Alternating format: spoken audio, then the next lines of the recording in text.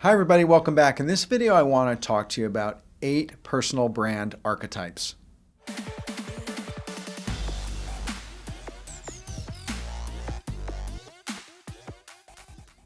So I know what you're saying. You're saying, Phil, what is an archetype? Well, archetypes are actually patterns.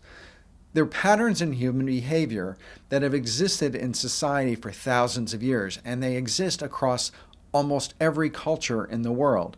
They're kind of patterns in human behavior that are embedded in our deep social consciousness, and we instinctively recognize them, and they're constantly being reinforced in society. We recognize them in our collective consciousness and somehow categorize them.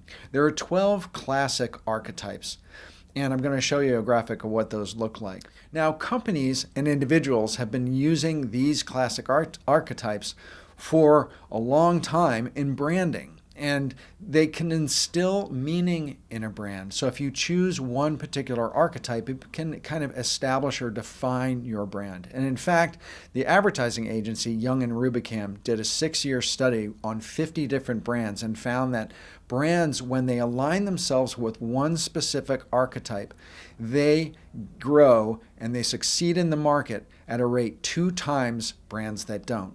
So utilizing archetypes and drawing on that kind of deep human consciousness that archetypes represent can be really powerful for brands.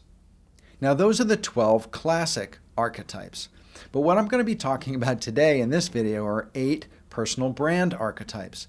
They're a lot like the classic archetypes in that they establish a role or a character that you can adopt and that will rule how you conduct your personal brand and how your personal brand is perceived. And by choosing one of these personal brand archetypes, it will help you focus your activity on how you deliver value to your audience.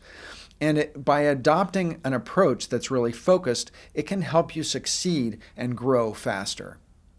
And an archetype makes a point of aligning with the customer need, or what we call the customer need state.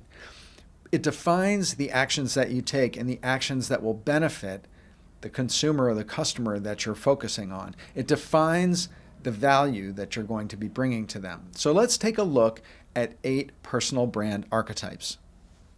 Number 1 is the regular Joe. Your brand is entirely built off you just being you. You blog, you vlog, you podcast, you speak about your life and your adventures.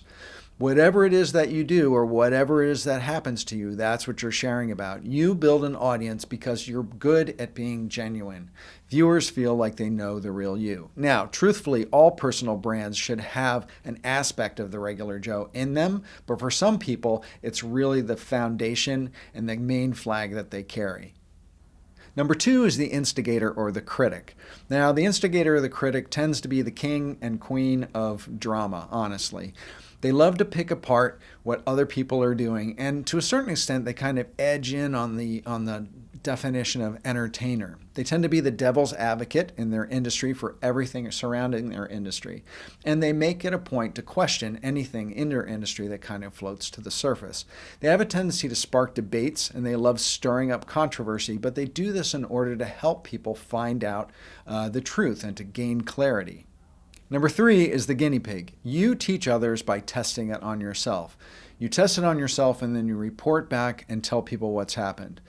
Your thought leadership is based on being willing to try things before anybody else. And people who come to you do it to get transparent and brutal honesty and feedback and counsel on what it is that you're experiencing. They will trust your genuine honesty on what works and what doesn't work. If there's a new system, a new app, a new process, a new tool, a new market, you're going to test it on yourself and you're going to report back to people. Number 4 is the expert. If you're the expert, you have credentials. You've done great work and you have a great portfolio to show for it. You've done enough in your life and in your career to warrant the ability to give people advice. And you have the experience that people look for when they're looking for quality information.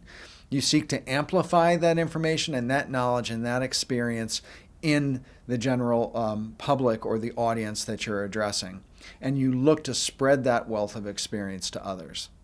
Number 5 is the content creator, and this is the one who really pumps it out. You are the originator, the one who's actually creating valuable content and sharing it. You're the YouTuber who's making original videos. You're the Instagrammer who's posting pictures every day. You're the writer who's posting constantly on Medium. You have a tendency to wear a lot of hats, and you take ownership of the entire process, showing up constantly, showing up daily, and putting out that content for people to consume. Number 6 is the curator, and the curator is the person who has the knack for finding the best content out there. Not their content, other people's content, finding the best in the internet, in the world, sifting through it, and then delivering it back to people in a very focused way. You're not the one actually creating this stuff. You're just pulling the best stuff together.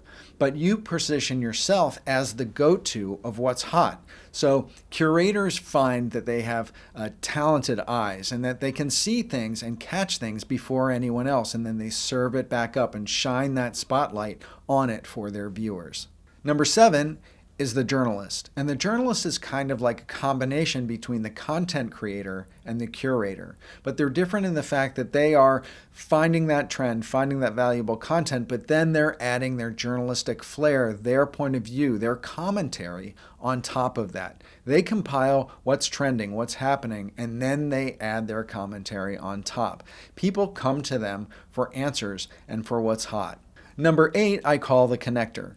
Now, the connector I almost called the alchemist, because an alchemist kind of brings about new thinking and new perspectives by creating catalytic reactions among different things. So the connector actually tends to be a penultimate networker and knows all of the best subject matter experts out there, and then brings them together in interviews and panels and articles to create kind of composites of lots of different expert points of view. So people will come to the connector to look for an aggregation of that knowledge from a broad range of sources. So those are the 8 personal brand archetypes. And very much like the 12 classic archetypes, the 8 personal brand archetypes are kind of characters or roles that you can take on. And by choosing and focusing on one singular archetype, it can really help you kind of define your role and define your personal brand. And it also helps you focus your activity and helps you focus the kind of value that you're providing to your audience. So that's it. I hope you enjoyed this video on 8 personal brand archetypes. And if you did, please hit subscribe below and hit that notifications bell so you can see my videos when they get posted. And visit me at philipvandusen.com if you need help with your brand strategy or your brand design. Reach out to me and let's see what we can do to take you to the next level. And with that, thanks again for watching, and bye for now.